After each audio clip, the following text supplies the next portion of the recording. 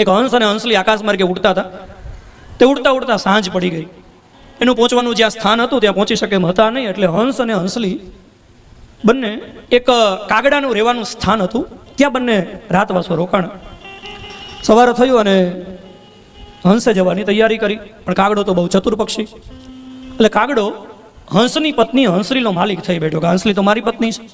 અરે હંસે કહ્યું હંસલી મારી પત્ની છે. કાગડો કે હંસલી મારી પત્ની છે. બેયને થયો વિવાદ. તો એટલો વિવાદ થયો તો વાત ગઈ કોર્ટે. વાર્તા છે, આમાં તો આપણને સમજાવવા માટે એવું બધું આવે. એટલે હંસ અને કાગડો બંને ન્યાયાધીશની પાસે જઈને કે સાહેબ તમે બતાવો કે આ હંસલી કોની પત્ની છે. તો ન્યાયાધીશને ખબર છે કે હંસલી હંસની પત્ની છે, હંસલી કાગડાની પત્ની નથી. પણ ન્યાયાધીશ ન્યાય આપે એ પહેલા કાગડાએ કંઈક દૂર ઉભા સંકેત કરી દીધો. એટલે ન્યાયાધીશ સમજી ગયા. ન્યાયાધીશે કીધું ભાઈ અત્યારે કોર્ટનો સમય પૂરો થયો છે, આવતીકાલે આવજો, હું તમને ચોક્કસ ન્યાય આપી દઈશ. ન્યાયાધીશ ઘરે જતા રહ્યા. હવે હંસ તો સાચો હતો એટલે એને તો ઊંઘ આવી ગઈ, પણ કાગડો ખોટો એટલે રાત્રે ઊંઘ ના આવી.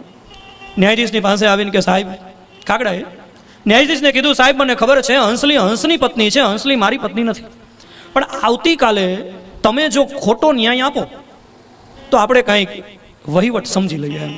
એટલે ન્યાયાધીશે કાગડાને કીધું બોલ તારા પક્ષે હું ખોટો ચુકાદો આપું અને હું એવું જાહેર કરું કે હંસલી હંસની નહીં કાગડાની પત્ની છે, તો તું મને શું આપ. એટલે કાગડાએ કીધું કે સાહેબ હું પિતૃદૂત છું.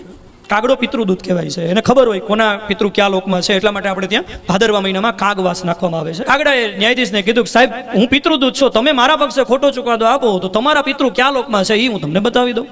તો ન્યાયાધીશે કીધું બહુ સારી વાત છે. ટૂંકમાં કહું તો બીજા દિવસે સવારે ન્યાયાધીશે ખોટી જાહેરાત કરી કે હંસલી કાગડાની પત્ની છે, હંસલી હંસની પત્ની નથી.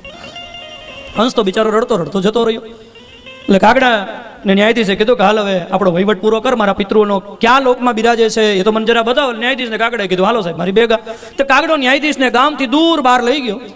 ઉકરડાની અંદર ગંદકીમાં એક કીડો ખદબદતો હતો. એ કીડો બતાવીને કાગડાએ ન્યાયાધીશને કીધું સાહેબ આ તમારા પિતાજી.